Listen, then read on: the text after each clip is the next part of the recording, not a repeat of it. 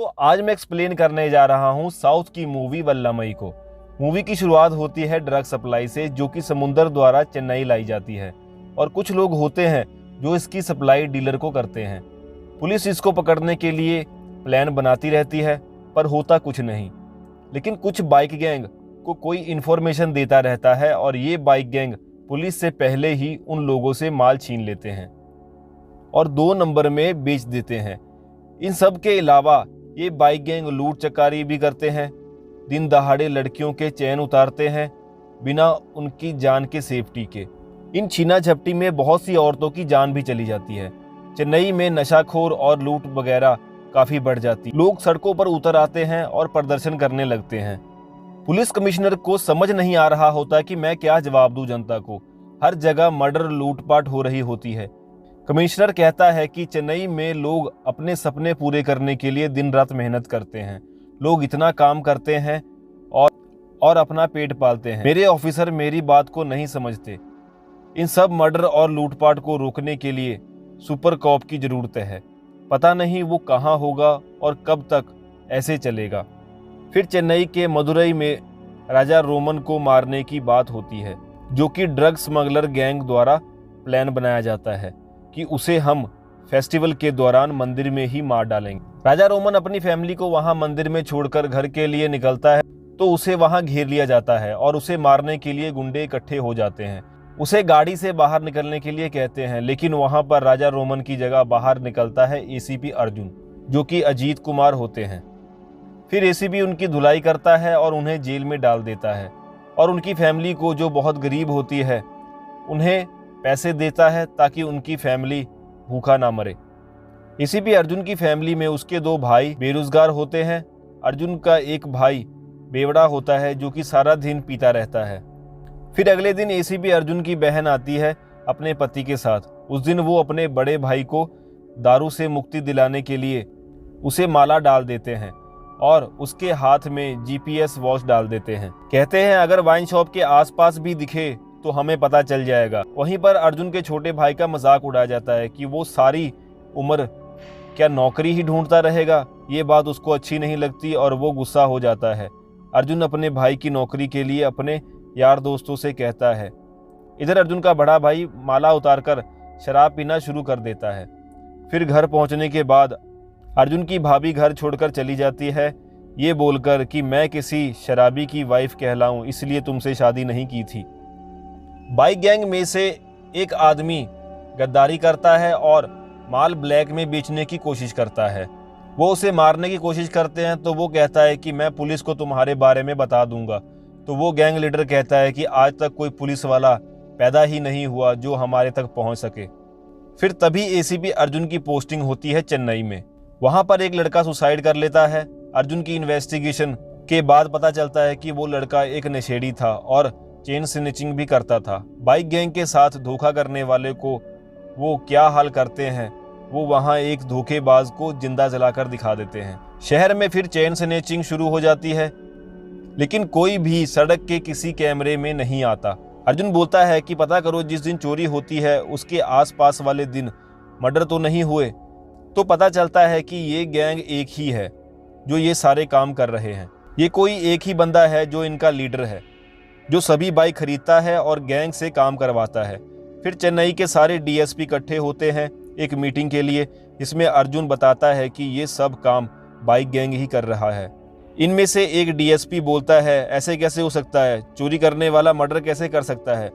उसी दिन चेन्नई में 40 जगह पर चेन स्नैचिंग होती है और फिर अर्जुन को पूछा जाता है आज तो कोई मर्डर नहीं हुआ है। तो पता करने पर पता चलता है कि आज कोई मर्डर नहीं हुआ है। फिर अर्जुन कहता है अगर अभी तक मर्डर नहीं हुआ तो अब होगा। फिर तभी एक आदमी का मर्डर हो जाता है और पता चलता है डीएसपी को। अर्जुन कहता है कि अगर हम पहले ही अलर्ट कर देते तो एक मासूम की जान बच जाती। इधर वो एक डीसीपी अर्जुन के बारे में बात करता है कि अर्जुन बाइक रेसिंग का बहुत शौकीन है, उसने उसमें काफी मेडल जीते हैं, इसका कुछ करना होगा। एसीपी अर्जुन को ये केस मिल जाता है। अब वो इनको पकड़ने के लिए प्लान बनाने लगता है। उधर बाइक गैंग के लीडर को खबर मिलती है कि एक नया एसीपी आया है जो हमारी गैंग को पकड़ने आया है। वो अपने सारे गैंग को बोलता है अर्जुन पे नजर रखो, उसे फॉलो करो। वो उनकी फैमिली और उस पर नज़र रखने के लिए अपने आदमी को भेज देता है। अर्जुन का भाई उसके जीजे की बहन से प्यार करता होता है। वो उसके बर्थडे पार्टी पर जाते हैं जहां उन दोनों को एक साथ उनकी फैमिली देख लेती है। वो कहता है हम एक दूसरे से प्यार करते हैं, लेकिन लड़की के घर वाले कहते हैं हम अपनी लड़की की किसी बेरोजगार लड़के के साथ शादी नहीं कर सकते। वो उसे कहते हैं तमिलनाडु में 400 इंजीनियर भिखारी बन चुके हैं, अगर अर्जुन ना होता तो अब तक 401वां नंबर उसके भाई का होता उस भिखारियों में। ये बात उसे बहुत बुरी लगती है और वो वहां से चला जाता है। कोलंबियन गैंग 3000 टन ड्रग्स लेकर आने वाले होते हैं चेन्नई में। ये खबर पुलिस को पता चल जाती है और पुलिस में एक आदमी बाइक गैंग के साथ मिला होता है और वो ये खबर उन तक पहुंचा देता है कि ड्रग्स किस रूट से आने वाला है। इधर अर्जुन ड्रग्स यूजर की मदद से डीलर तक पहुंचने का प्लान बनाता है। वो सोफिया को बोलता है कि पता करो शहर में कितने कॉन्ट्रैक्ट किलर हैं। पता चलने पर सोफिया बताती है 4 जेल में हैं, 2 ने उसके बाद कुछ नहीं किया। अर्जुन वहीं बैठी 2 ऑफिसर लड़कियों को सेल्फी लेने को कहता है। दोनों अपनी सेल्फी लेकर अर्जुन को भेजती है तो अर्जुन इन दोनों की फोटो कॉन्ट्रैक्ट किलर के पास भेज देता है इन दोनों को मारने के लिए। इन सब के पास पहुंचने के लिए लोकेशन का पता लगाया जाता है तो पता चलता है इस गैंग ने अपना ही कोई ब्राउज़र बना लिया है जिसका नाम राग ब्राउज़र है। लगाओ ये फ़ोटो किस किस के पास भेजी गई है, तो उस गैंग लीडर के पास भी ये फ़ोटो भेजी जाती है। जब वो गैंग लीडर इन लड़कियों की हिस्ट्री निकालता है तो पता चलता है कि ये दोनों लड़कियां पुलिस वाली है और वो इस मिशन को अबॉर्ट कर देता है। अर्जुन उसकी लोकेशन का पता लगाने के लिए बोलता है पर थोड़ी देर हो जाती है। बिल्डिंग से वो गैंग लीडर भाग जाता है। उस बिल्डिंग को उड़ा के अर्जुन सीसीटीवी फुटेज चेक करता है तो एक बाइक वाला दिखता है। वो सोफिया को बोलता है क्या तुम इसका स्केच बना सकती हो, तो वो कहती है मैं ट्राई करती हूँ। उसका स्केच बन जाता है और उसकी फोटो को न्यूज़ में दिखाया जाता है। वो लीडर सबको बुलाता है जितने भी मर्डर और स्नैचिंग लीडर होते हैं, जिसमें पुलिस वाले, वकील और ड्रग सप्लायर शामिल होते हैं। वो सभी पुलिस वाले वकील बात करते हैं, कहते हैं हम अर्जुन से नहीं बच सकते। ये सब मिलकर उस गैंग लीडर को मारने का प्लान बनाते हैं। तो वो गैंग लीडर सभी बाइक गैंग वाले लड़कों को बुलाता है और उन सभी को मरवा देता है। दरअसल ये वो लड़के होते हैं जिसे सोसाइटी और उनके घर वाले बेरोजगार बोलते हैं, उनका मजाक बनाते हैं। वो उस स्नैचिंग गैंग में शामिल हो जाते हैं और उनका जो लीडर है वो उनको ये ऑफर देता है काम का और उनके लिए ये लड़के कुछ भी करने के लिए तैयार हो जाते हैं। वो अपनी जान देने के लिए भी तैयार हो जाते हैं। अब वो कहता है कि हम अब तक ये काम छुप कर रहे थे, लेकिन अब ये काम हम शरेआम करेंगे। वो कहता है अब हम अर्जुन को एक प्लान के अकॉर्डिंग बेवकूफ़ बनाएंगे जिससे सारी दुनिया अर्जुन पे हंसेगी। अगले दिन जैसे उस गैंग लीडर ने सोचा होता है वैसे ही होता है, लेकिन अर्जुन उससे 2 कदम आगे निकलता है और उसका प्लान चौपट करके उसे पकड़ लेता है। उसे पकड़ने के बाद पता चलता है कि इसके ऊपर भी कोई इनका बॉस है, लेकिन ये उसका प्लान होता है। उस गैंग लीडर ने अर्जुन के भाई को भी अपने गैंग में शामिल कर लिया होता है। अर्जुन ये देखकर हैरान हो जाता है। जब पुलिस उसके भाई को पकड़कर लेकर आती है, डिपार्टमेंट में बातें होने लगती है। इसे देश का ध्यान रखने वाला अपने भाई का ध्यान नहीं रख पाया। न्यूज़ में खबर आने लगती है कि अर्जुन हर मुजरिम के हाथ पांव तोड़ देता है। क्या अपने भाई के तोड़ेगा? तो वो फिर कमिश्नर से मिलता है।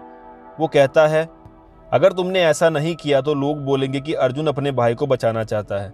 वो कहता है कि वो पूरी इन्वेस्टिगेशन के बाद उसे सज़ा दिलवाएगा।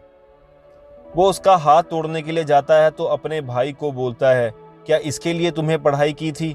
तो वो बोलता है कि लोगों के ताने सुनकर मैं थक गया था। अर्जुन इमोशनल होकर उसे गले लगाता है और इसी बीच उसका हाथ तोड़ देता है और उस गैंग लीडर का पांव तोड़ देता है। अगले दिन दोनों की कोर्ट में पेशी होनी होती है। रास्ते में उस बाइक गैंग्स लीडर के लोग आते हैं उसे छुड़ाकर ले जाने के लिए। काफ़ी लड़ाई होती है, उनमें से काफ़ी पुलिस वाले भी मारे जाते हैं, लेकिन वो सफल नहीं होते उसे ले जाने में। अर्जुन का भाई उन लोगों के साथ मिल जाता है और अपने भाई को रॉड मारकर वहाँ से उस गैंग लीडर के साथ भाग जाता है। अर्जुन को चोट लगती है। थोड़ी देर बाद हॉस्पिटल से निकलकर अर्जुन केस पर दोबारा आता है तो कमिश्नर उसे केस से निकाल देता है और उसे एसीपी से एक नॉर्मल इंस्पेक्टर बना देता है। अर्जुन को उस गैंग लीडर का कॉल आता है तो अर्जुन कहता है कि वो अपनी माँ से वादा करके आया है उसका भाई जिंदा रहे या ना रहे, लेकिन तेरी मौत मेरे हाथों ही होगी।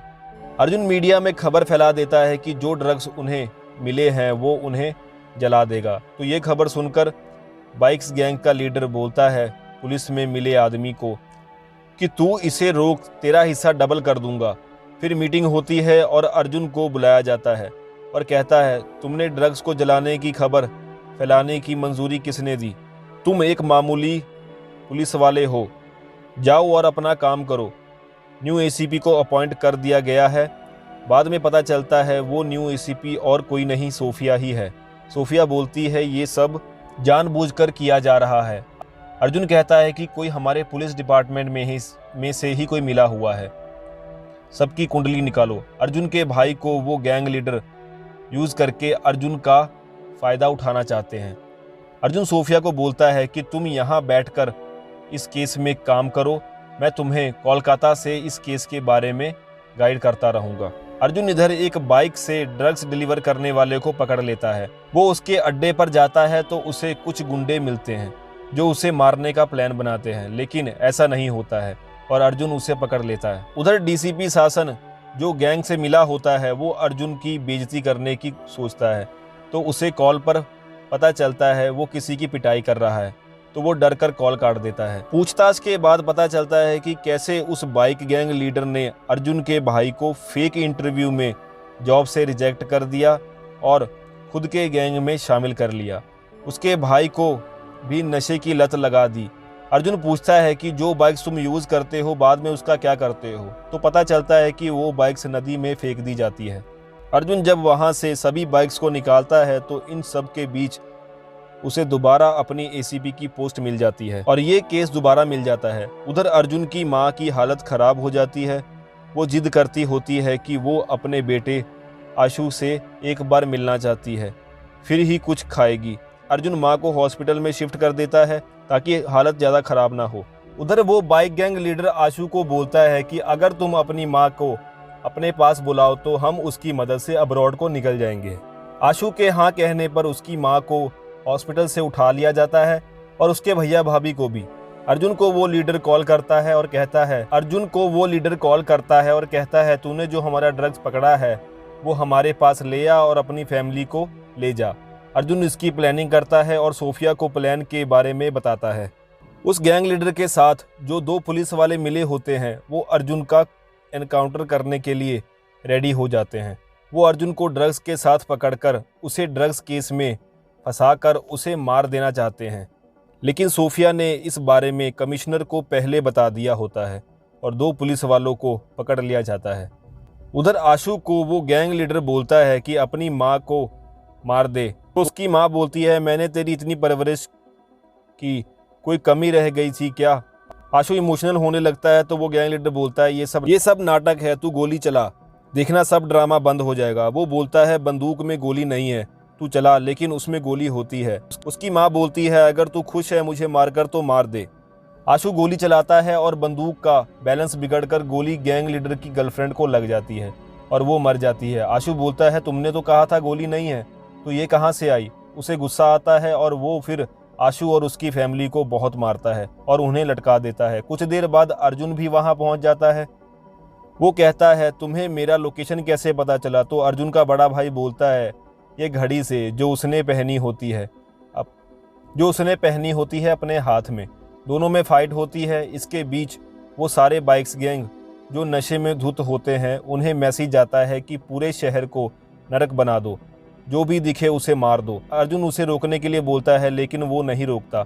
अर्जुन की टीम उसके सिस्टम को हैक कर लेती है और उस गैंग को उस लीडर का टारगेट का लोकेशन भेज देती है और वो अब सब उस लीडर को मारने के लिए आते हैं। तो अर्जुन उन सभी को पकड़ लेता है। अगले दिन सभी लड़कों को ये बोलकर छोड़ देता है कि तुम सब अपनी प्रॉब्लम से भागो मत, बल्कि लड़ो। अपनी माँ को देखो, उनके बारे में सोचो, तुम्हारे बाद उनका क्या होगा। मैं तुम पे केस नहीं ठोक रहा, जाओ अपनी माँ से मिलो। और वो सब ये काम छोड़कर अच्छा काम करने लगते हैं।